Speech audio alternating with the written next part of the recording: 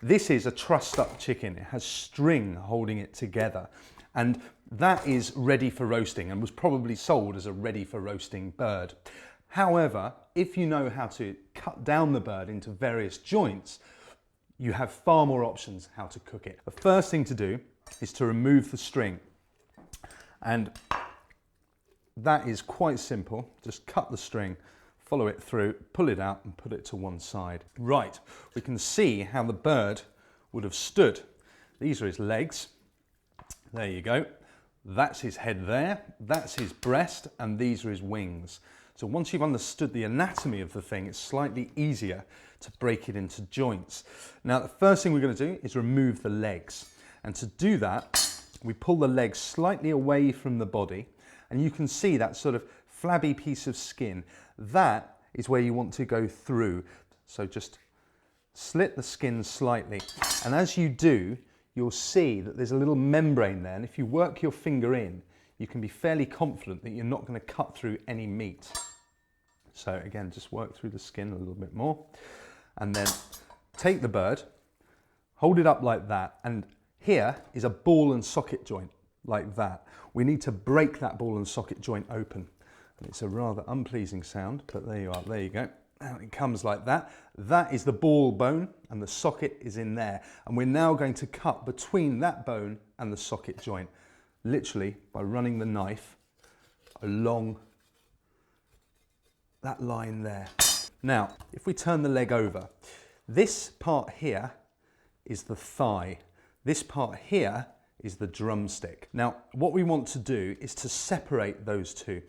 And it's quite easy. There's only one point that we need to go through, and that is another ball and socket joint just in there. And you can feel it. You can run your finger down this bone until you feel the knobbly end of the bone, and then you'll feel just a little gap, and that's where your knife needs to go through. So laying it on the board, just cut straight through there. Hardly any resistance at all. And we now have a nice clean bone that we've cut straight through. I'll show you the other side. Nice clean bone, nice clean cut. No loss of meat at all. So with the drumstick, we're just going to run the knife around the skin. So basically, we're cutting along his ankle. And we're going to release the tendons that hold the foot onto the leg.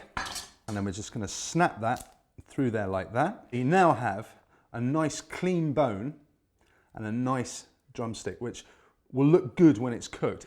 So there you go, alongside the thigh. Right, any trimmings that we end up with, so any bits of bird that aren't going to go into our finished dish, we can make a stock from, we can freeze for sauces, a whole variety of uses, so keep them as well. So we'll put all our trimmings there. Right, back to the main bird. I'm going to turn him around now, and I'm just going to pull out the wings to show you. There's quite a lot of meat on these wings. So depending on the task that you're performing, you might want to use the wing, or you might want a nice clean bone, a supreme with a nice clean bone on the end.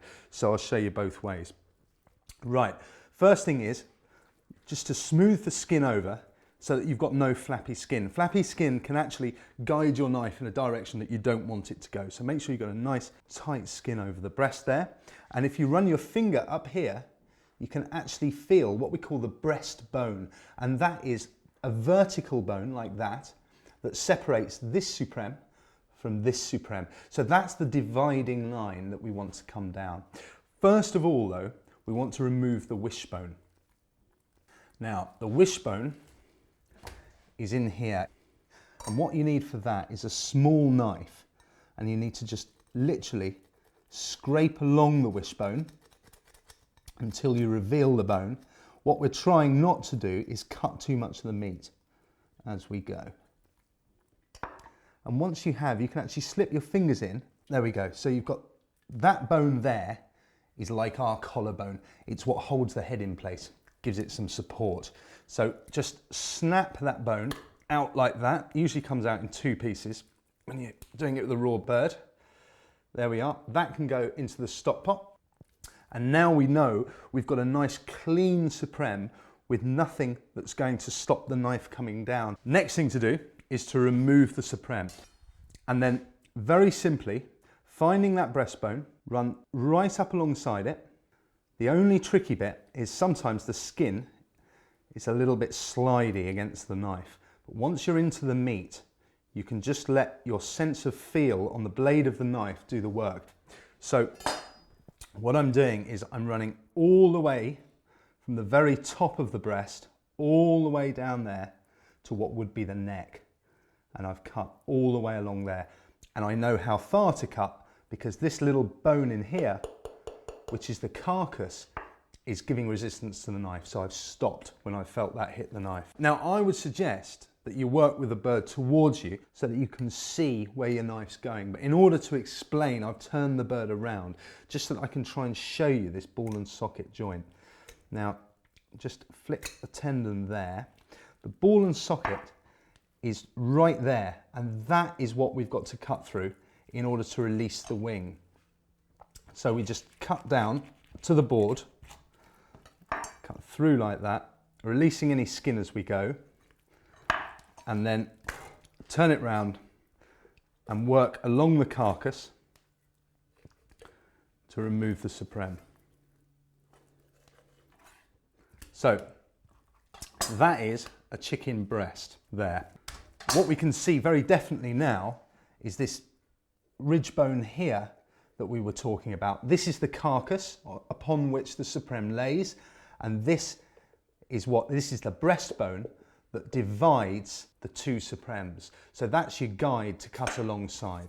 This here is the carcass. Don't throw it away. It's really, really useful. Stocks, sauces. And out of one carcass, you get 2 or 3 pints of really good quality chicken stock. Now, we have the breasts ready to carry on with. And what we're going to do is we're going to clean the bone and lose the wing. So this is how you would classically prepare a chicken in a restaurant where you wanted the beautiful boneless supreme and you just wanted that little presentation bone there. This is how you do it. Again, exactly the same as when we did the legs. You run the knife down to the bone and just run the knife all the way around like that. And again, just snap it out of that joint there and cut through.